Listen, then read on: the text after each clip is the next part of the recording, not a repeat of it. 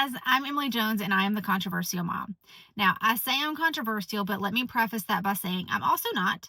I just have a lot of common sense. So I say a lot of common sense things that most people are thinking. I just don't have the filter to not say those things. And unfortunately, when I say them in this very upside down world that we now find ourselves living, it's considered controversial. So, what are these wild and outrageous things that I say that make me controversial? The first one is that men are not women, women are not men. And I don't care what surgeries you take or have. I don't care what medications you take. I don't care about the delusional world that you live in. Here in reality, men can't be women, women can't be men. And there's no changing that. So that's the first controversial thing that gets me in trouble a lot. The second one is that men do not belong in women's spaces. Men do not belong in women's sports. I don't care that you're delusional and that you think that you feel like a woman. It doesn't mean you get to invade private spaces where women are. They're women only, and you're not getting in them. So that's the second controversial thing that I like to say. The third one, and the one we'll talk about a lot today, is that school counselors, school administrators, and teachers cannot and should not be talking to children about mental health without parental consent and knowledge. Now, that seems like a really big jump to go from transgender to mental health counseling in schools. And there's a reason that I'm bringing it up. It's the reason I'm sitting in my car right now. And that is because in the beautiful state of Alabama, where we have these amazing laws, we still have schools that are pushing mental health counseling onto kids. And when I say mental health, I don't mean the typical things that we dealt with when we were younger, dealing with anxiety and all that. I'm talking about this crazy thing called social emotional learning, where we're fixating on kids' emotions, and that's all we ever talk about. And this is happening without parents' knowledge. So let me back up and start from the beginning to make all of this make sense. So about 2 years ago, Alabama passed a law that made us an opt-in state. Now, what that means is that schools have to ask parents for permission to talk to kids about mental health. So if your kids are in public school like mine is, when you go to register your kid every year, you have an opt-in form that pops up in registration. It's really simple. There's like maybe 4 questions associated with it, and it's a yes, no, the school is allowed to talk to your kids about certain things. I, of course, check no on all of mine, which is, again, why I'm controversial. But at the bottom of this form, there's a little footnote that says permission from a parent is not required in 2 situations. One, if there's an imminent, I can't say this word, imminent threat, there we go, to the school or to this child. So if a child says to a friend, to a teacher, whatever, I think I'm going to hurt myself. That's oh my gosh, I can't say this word. That's a danger to the kid, right? So schools need to engage on that immediately without parental consent. 100% we agree with that. The second one, where it gets controversial, is that schools don't have to have permission from parents if the curriculum or if the mental health is part of the curriculum. Most people blow past this because we're parents, we're registering kids for school. It's obviously the middle of summer. No one reads the footnotes anyways because they're boring, so we don't pay attention to it. So how did I come to learn all this stuff? My son is in 4th grade. So the summer before he went to 3rd grade is when this law went into effect with the opt-in. So everything kind of hit all at once. I registered my son for school. Like I said, I did not opt him in. So I filled out his forms. I had the conversation with him and said, here's what's going to happen. Your friends are going to go to this class. They're going to go to Miss So-and-so's classroom. They're going to do really cute things. You're not going to go, and here's why. And I want you to understand the why behind it, so you don't feel like you're just missing out. He was 9 at the time. Kids just want to fit in, like it's just natural. So I wanted to make sure my son understood that he wasn't going and why, because that's just kind of our relationship. He needs to understand the why behind things.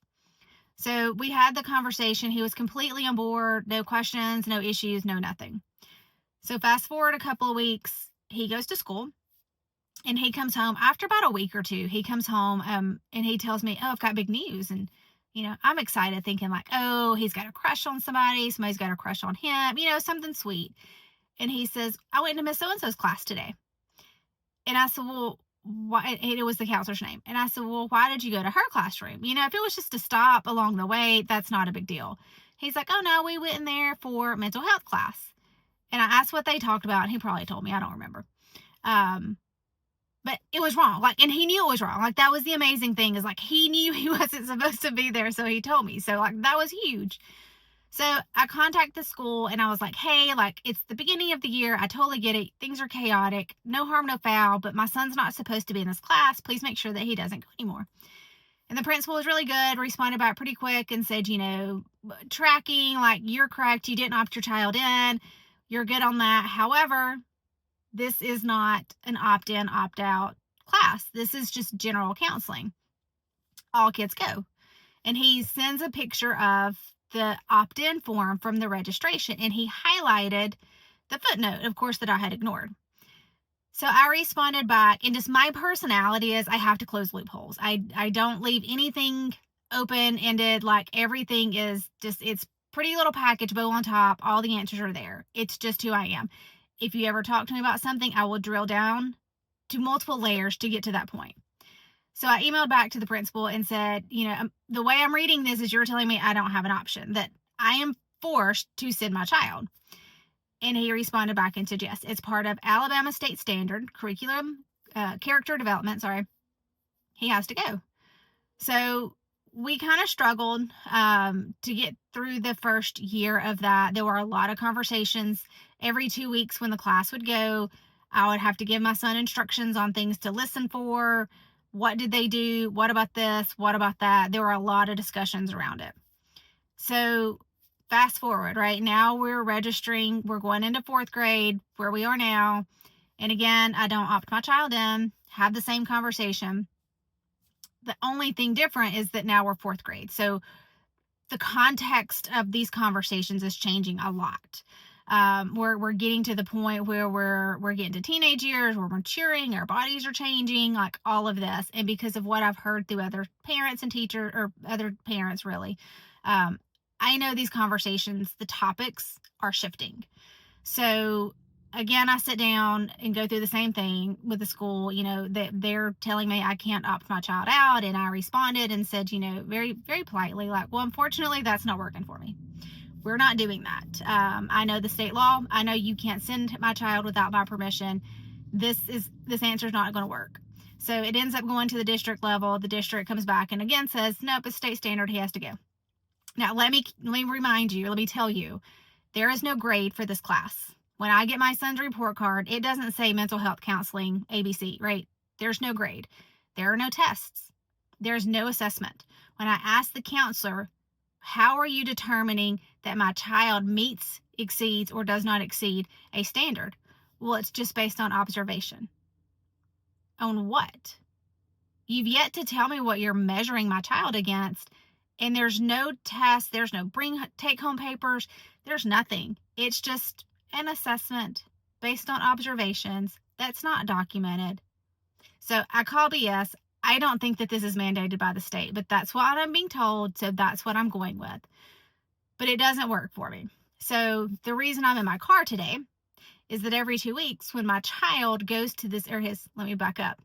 When my son's class goes to this class, or my son's class goes to counseling, I check my son out because I'm not allowing my son to be indoctrinated by whatever is happening in this classroom. Now, the counselor's really sweet gal. I don't think anything negative of her. My multiple issues, but one of them being I have no idea what curriculum they're putting in front of my child. He doesn't bring home papers. I have no idea what they're discussing because it's never shared. Alabama passed a law this past legislative session that has gone into effect called the Parents' Right to Know Act.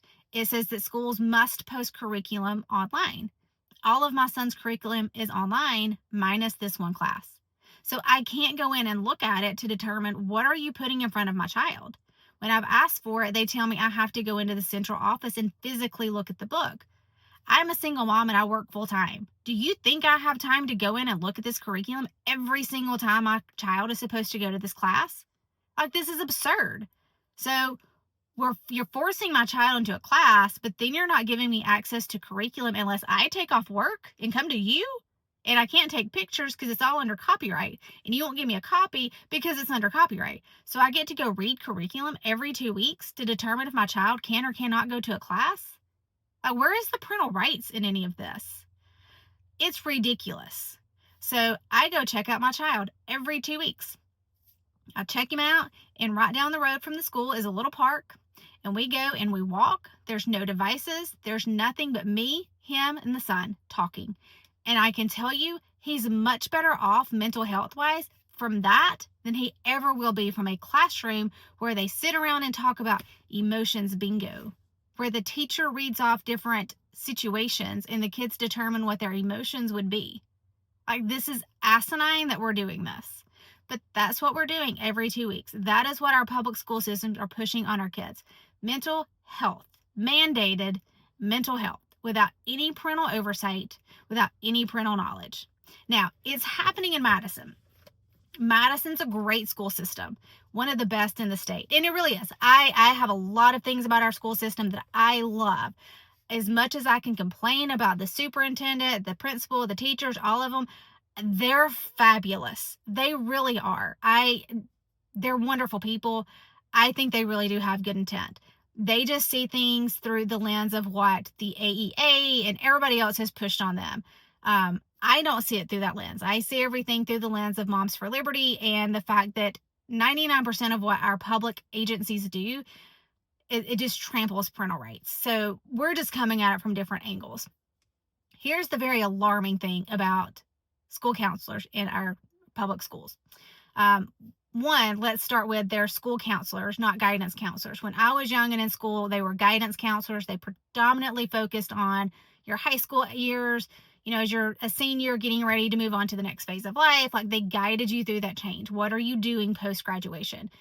And they still do some level of that is still part of it. But they have picked up this school counselor piece where they focus on the whole child. That's what it's called, the whole child. So what is their social setting? What are their emotional state? What is their educational learning capacity? All these things is called social emotional learning. It's a whole nother thing I'm not getting into today because it's super deep, it's super heavy, and it'll take a lot to get through, and it's just too much for right now. But the school counselors are doing this thing called social emotional learning. It's unlicensed therapy. It is insanely dangerous, and it's everywhere, all over our state, all over our country. But the counselors also are a part of something called the American School Counseling Association. It's ASCA. You can check them out. It's schoolcounselor.org, I think is the website. You can just Google School Counselor Association. It'll pop up. ASCA. It is so far left, you can't even see them. That's how left they are. You can scour their website. There's tons of stuff out there. I actually did a recent op-ed through 1819 News about them that has tons of information. You can just click on it and it literally will guide you through where to find all this stuff. But the ASCA, most, if not, I'll say most of the school counselors in the state of Alabama are somehow associated with the ASCA. Now, I say that because you have your local districts, right? And I don't want to get too in the weeds on this, but I want to make sure you understand it. Like, everything kind of builds up to the state level Department of Education, right? I think everybody knows that. And then vice versa, everything flows down local. So the school counseling stuff is very similar. You have this national organization called the School Counseling Association. Then you have the local, like the Alabama version of them, called the Alabama School Counseling Association. And then from there, it flows down, obviously, to the district level and then to your individual schools. Alabama School Counseling Association developed this, it's called a guidebook. It's 109 pages. It's all this stuff that counselors are supposed to do to include the standards, competencies that they're supposed to be teaching. They're called competencies and behaviors. It's 109 pages, blah, blah, blah. It's built upon the ASCA national framework. So this far left organization that's pushing gender affirming care, the child knows best despite what the parents may think, that's pushing this crazy anti-racism stuff where we're social justice warriors and we celebrate George Floyd and the incarceration of Derek Chauvin, however he says his last name. That's the national organization. They are the ones that defined the Alabama school counselors framework. And that Alabama one flows all the way down to your local school level. And I know that because I've read the Alabama model, and it clearly says that the Alabama model should be used to develop the district model, which should then flow down to your individual school model. And I have gotten multiple copies of this from the individual schools, and they all say the same thing. So it's happening all across the state because they have to, as a public school, they have to follow the guidelines of the Alabama School Counseling Association. They have to. So all of this is interconnected. This national organization is putting all of this gender affirming care, student knows best, all these ideologies into their framework that flow down to all of our schools. Now, I say that, let me also say, when I look at my son's school guidebook, it doesn't have gender affirming care in there. It doesn't talk about anti-racism. It doesn't call those things out. But it does talk about following the guidance of the ASCA. It does talk about the same behaviors and competencies that are defined by the national ASCA level. So there is connectivity between all of this. There's also training, as with all professional organizations. If you're a member of the professional organization, you have to, typically have so many training, we call them CPEs, training units per year to maintain your certification. Well, this is no different. This ASCA does the exact same training type stuff. I sat through one of their trainings the other day, and it was specifically on Title IX, which is also another topic to cover at a later time. But it was talking about Title IX and the LGBT community, like how these things work together or conflict in some states. In Alabama, they conflict because the new Title IX stuff is pushing gender ideology into everything, whereas Alabama laws are saying, no, we don't play by those rules. Boy is boy, girl is girl. We're not changing. So this training truly just talked about the conflict of their philosophies and how it intersects with state law. And in the training for school counselors, they specifically encouraged school counselors to go around the law. So it was in Alabama, the school is required to tell a parent if a child is socially transitioning or gender confused or whatever. This training was telling school counselors, you don't have to tell them unless they specifically ask the question. Now, this is also happening in our state. We've heard about it in other places. But the point being, that's the mentality of this organization, and the stuff they're teaching your counselors, and your kids are being exposed to this on a regular basis. Like I said, my counselor is a wonderful young lady. I don't have major issues with her. I don't think she would ever intentionally do any of this, but she's being trained to view things a certain way, which makes it very challenging for me to trust the overall program. So that is why every 2 weeks I check my son out of school to prevent him from going to these classes.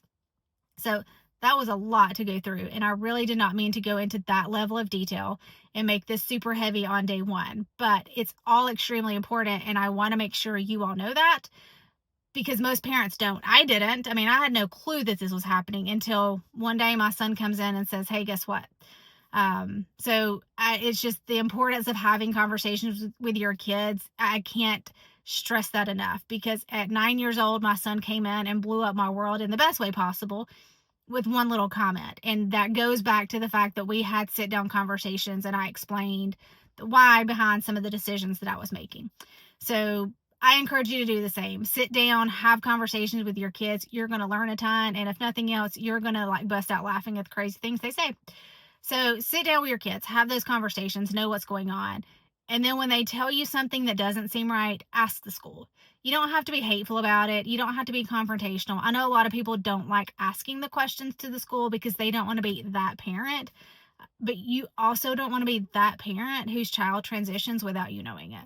So have the conversations, call the school, ask the questions. Most of the time, they're really simple answers. I know my principal gets really tired when I email him, but we have a really great relationship. Every time I see him, we always chat, wave, we're very friendly. And I think I've helped him with a couple of things that he didn't know was happening. And because I asked a question, he was able to take an action to correct stuff that he didn't even know was an issue. because they can't have eyes everywhere. They need parents to help tell them. So asking the question to your school is not necessarily a bad thing. So just take the time to do it. You'll learn a lot. If nothing else, you'll build a great relationship with your kid's school, and who can complain about that? So I will stop with that because, like I said, that was a lot and I apologize. But if you have questions on anything, feel free to reach out to me. I have so much knowledge and I love to share it. This is very therapeutic for me to be able to get all of this out of my head. So thank you for coming and thank you for allowing me to share all of this. I know I certainly feel better. So thank you for that. So until next time, guys, y'all be controversial.